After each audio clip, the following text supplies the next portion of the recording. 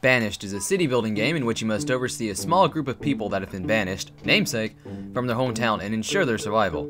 This is done by making sure they have enough food, have homes to live in, are healthy and free of disease, and have enough resources to expand. So, let's start a new town. I'm gonna call it Nutfeevilleburg. Yeah. Okay, here we are. I start out with a bit of food, some materials, and somehow my settlers managed to bring a storage shed with them. Neat. First things first, I need to start a farm since it's the main source of food and it takes the longest to profit from. Next, I built a fishing dock to help supplement the food reserves while the farm is growing crops. And it turns out that people get a bit grumpy when they're homeless, so I also built a few homes.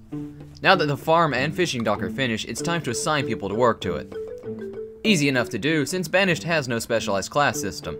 You assign people to a job by adjusting the total amount of people you want to work there, and your settlers automatically assign themselves to it if you have enough laborers, which are just settlers with no specific job. Personally, I like this system, as it streamlines managing your settlers. I will admit it does sort of remove some of the thought you have to put into your actions, but it really smooths out the process of shifting from one job to another, making the whole experience seem less tedious. Alright, food is growing, fishers are fishing, so I'm going to make a woodcutter so that my settlers have firewood to stay warm. Perfect timing too, because here comes the first winter.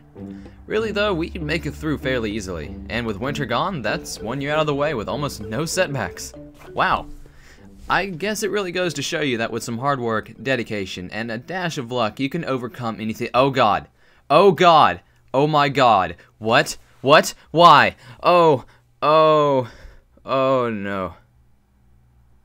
So, it turns out I forgot to take into account that farms don't grow food in winter, which caused my reserves of food to empty, and my settlers started to starve to death before the fields could produce food again. It's times like this that I like to take the noble route of, screw it, start over. So I do. I named the new town, of course, Nutfeevilleburg 2. Let's do this. Oh, cool. I'm right in the middle of a friggin' mountain range. That's cool. It's gonna restrict the hell out of my building space, but whatever, I'll just make do.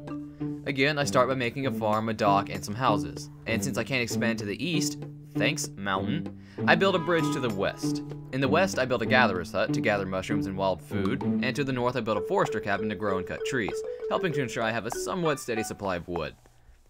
Here comes winter again, but I'm prepared this time. I take all of my farmers and transition them to gatherers during winter.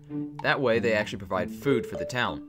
Come spring, I simply make them farm again. I adopt this strategy for pretty much the entire game, since it's so easy to do thanks to the streamlined job system. I later built an herbalist hut for medicine and a hunting cabin for meat and leather, both next to the gatherer. The reason I put these so far out of the way is because they need to be inside old forest to work effectively.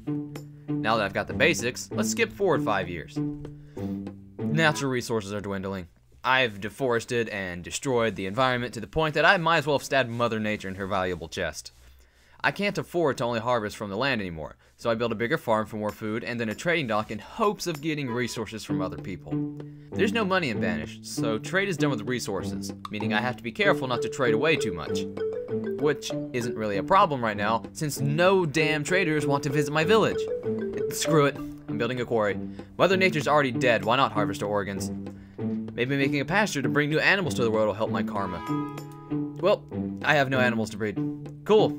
But seriously though, we've been here for 8 years and we haven't gotten cattle yet? What is wrong with this place? Let's hope someone just wants to trade livestock. Oh, my first trader. The apple seeds? That's it? Screw you, guy. I'm just gonna get rid of the pasture and make another farm. And now I need a blacksmith, because all of my farmers have exhausted our reserve of tools.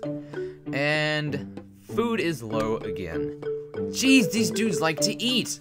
Fine, one more farm. Someone has cattle, finally! And with the new farm I have extra wheat. The timing is perfect.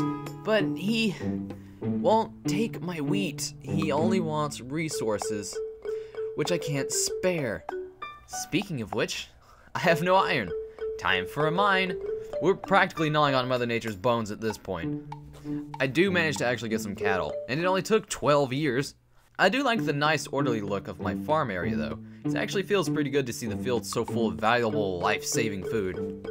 After a while, my town began to feel pretty cramped, so I decided to expand to the west by building a few tunnels through the mountain, because there was no way in hell I was going to be bested by a mountain. I've already beaten nature, so terrain is logically going to be my next victim. Over in the west, I build, believe it or not, more farms. I also build a market so that the settlers have a place to get food that's not too far away from their homes. But now that I think about it, I don't really feel like I care about these people anymore. I don't feel the need to expand all that much. It was a fun, difficult journey, but I feel it's time to move on. But what to do with Nutfeevilleburg 2? Well, there's only one thing to do. Do do do do do do do do do do do do do do do do do do do.